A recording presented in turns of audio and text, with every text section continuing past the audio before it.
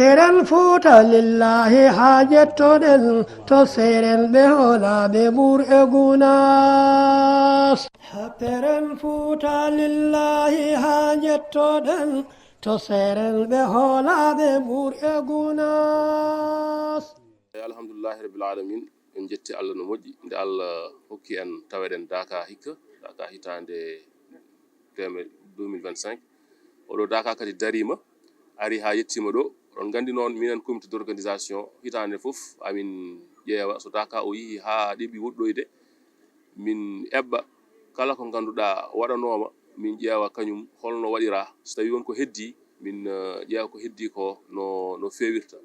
ko adi foof ko jottodiral amen minen comité d' organisation hakkude men e gonɓe e laamu ngu ko yettere Allah liggey nomin gollirta ni ne rewi lawol ko woni gouverneur woni préfet woni sous préfet kamɓe foof saaha aɓe nodda sous préfet o hoore mum ne ara ɗo ƴeewa yaade min jaada min ƴeewa yimɓeɓe no goniri min ƴeewa caɗele ɗe kala ko woni hen caɗele ko wawi ɗon dañande no caɗele ɗe pewri no yejjitira min mbaɗa ɗum ɗon e ɗon so tawi wonko ganduɗa kadi fadata kadi ko ha yettoyo dow ɗum kadi waɗe ko ɗum noon waɗi hande onon ne min noddi on caggal nde min jetti on min garen kaalen ko holko feewi e golle he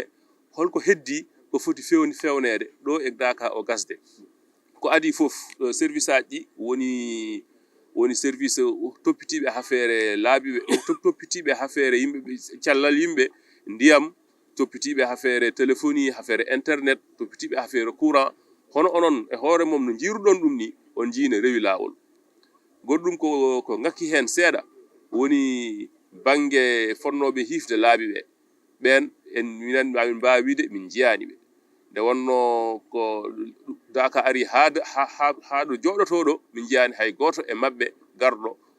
pour wallidde en ɗum waɗi noon ɗon kam mi yettat mi jaara no feewi ɓesgu dental ngal ha tengti e wonɓe e wuuro ngo mbeɗa yetta hen no feewi ceerno men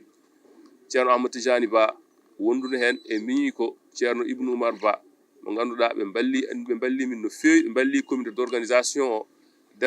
dental ngal foof noon waɗi hen jungo mum ha tengti e sukaɓe wuro ngo hay ɗanniyankoɓe mabɓe wonɓe caggal leydi kamɓe foof min ji ballal mabɓe yettima comité d' organisation o ɗum noon min mbawa sona yettudeɓe e jardeɓe goɗɗum ɗum yimɓe kadi gaari ga nde wonno nde service aji ɗi ko wayno fewnoɓe laabiɓe nde leeli arde dental ngal darima waɗi ga dawol yamirore ngol ganduɗa en ji enen foof koɓe liggiɗo ko ne seeki aada so haalde gonga goɗɗum ko jiya toon kadi ko woni hen maale mum on ji hanki toɓi toɓo mango kono enen ɗo gonɗen ɗo enen foof eɗen ɗo daari eɗen mbayno wonde toɓo ngoɗon jippaki ɗo ɗum ne jeeya hen on ji jamaka hanki jamma kala tawanoɗo ɗo 3 heures du matin wiyata ko o jama de ɗo yimɓe mbawa ɗo julde salatu kono onon foof on ji salatu o ɗo no wayi hewde e wayno toɓo jippaki ɗo ɗum foof addi ɗum ko sukaɓe wuuro ngo e wonɓe ɗo ɓe e comité d' organisation ɓe ballodiri ɓe mbaɗi feere ha ndiyam ɗon foof iwi jama o laaɓi ɗum foof eɗen jettira ɗum Allah en jetti Allah no moƴƴi en ji wonde hendu mawdu waɗino te eɗen gandi hendu e ndiyam e courant yaadani te ɗum alhamdulillahi rabbil alamin Allah walli no feewi ha courant o en jiyani e hay o maji ɗum ko eɗen jettir ɗum Allah eɗen ñaago Allah kadi nde Allah wallata en ko heddi e Daka o ko Allah jogono en ɗum ha jettoɗen hen e jaam goɗɗum ɗum kadi enen aɗen gandi Daka so joɗima yimɓeɓe garirta ko par seeɗa ɓeɗo oɗo Daka ara aset ɓe ngala alarba e noon yimɓe ne garira par seeɗa so yeehi noon ha Daka ari e sakade ko wayno o saaha joni fayi alkamisa aljuma yimɓe garat yimɓeɓe ɓerto hewde ɗum ne moƴƴi noon enen kadi ɓerɗen yaajde ganden gonden e needi ganden ko addi en ko enen foof paamen ɗum paamodiren ganden ko heddi hen ko natti hewde ɗon kadi courant o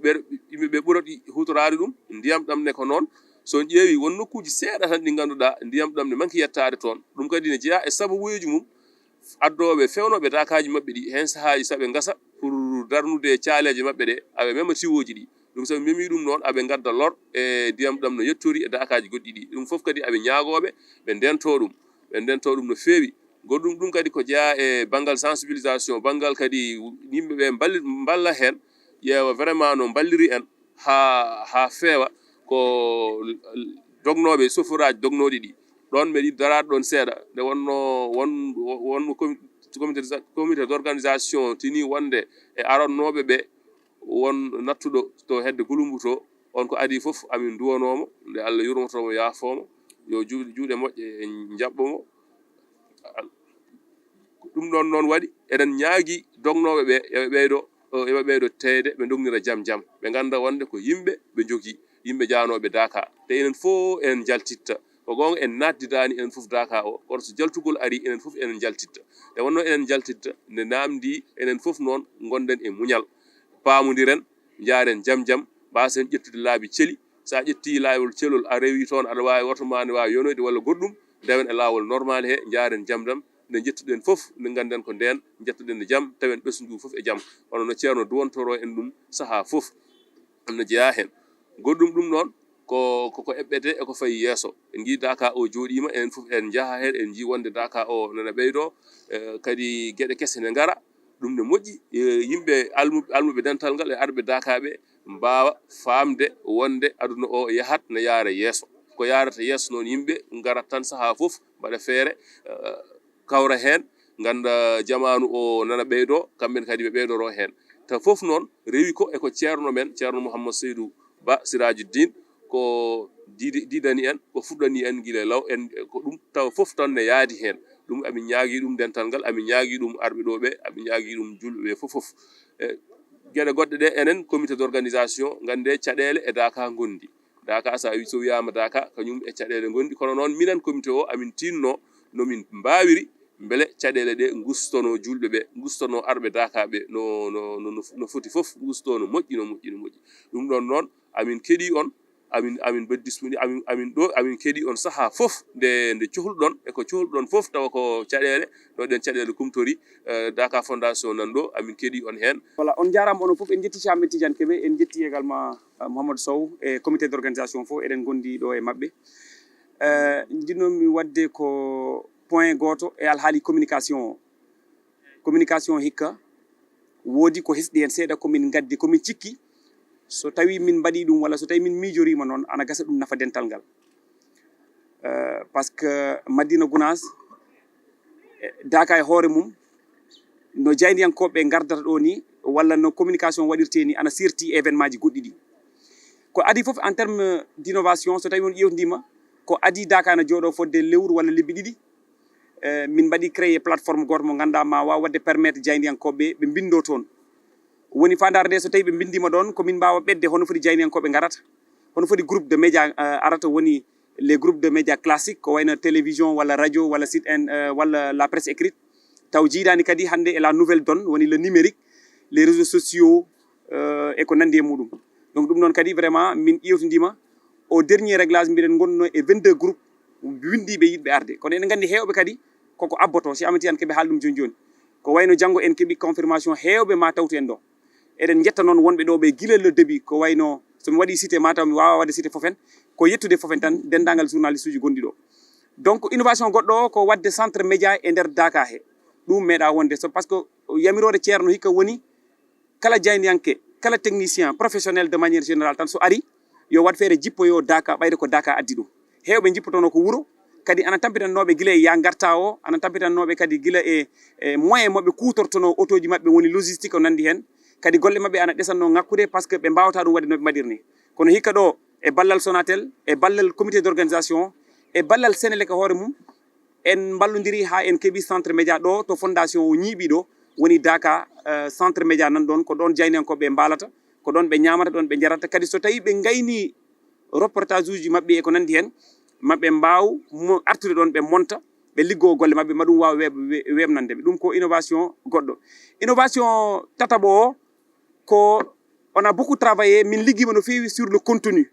Contenu o woni arandi mi haal ɗum nane, ko Dakar ko wona ko événement ji goɗɗi ɗi ɗo jayniyanke so ari, so tawi wona gowɗo ɗo omo wawi ƴettude ko ganduɗa wona ko yamira, par ce que ɗo minen koye yamirore tan enen fof jeeyata, enen fof koyen almuɓe. Ɗo hay comité d'organisation kala gawɗo arde makkamo mo joguiɗa fof sa yettima ɗo ka almuɗo, a wawa wonde goɗɗum. wadde woodi image uji woodi vidéo ji ɗi ngannduɗaa min mbaɗi jugé nécessaire kala ko yaltata tawan mbiɗen ƴiwtindi ɗum no feewi mbele ɗum rewa laawol wona noon yidde naatde e golle ko jaynankoɓe mbatta ɗo par ce que eɗen nganndi c'est des professionnels qui sont là kono mata ko yidde wallodirde e maɓɓe tan haa golle ɗe ndewa laawol par ce que ɗum woni ko ceerno yiɗi ko noon minen comité d' organisation koye ɗum ɗon min dari donc en terme de communication ko ɗiɗo innovation ngaji woni ɗimin mbaɗi haɗata noon ko waɗeteno ko hitande fof mbiɗen mbaɗa ɗum mbiɗen jetta on kadi par ce que min jii vraiment no jaynankoɓe darori e oɗo événement no feewi Teren fuuta lillahi haa jettoɗen to seren ɓe hoolaɓe ɓur'e gunas. Teren fuuta lillahi haa jettoɗen to seren ɓe hoolaɓe ɓur'e gunas.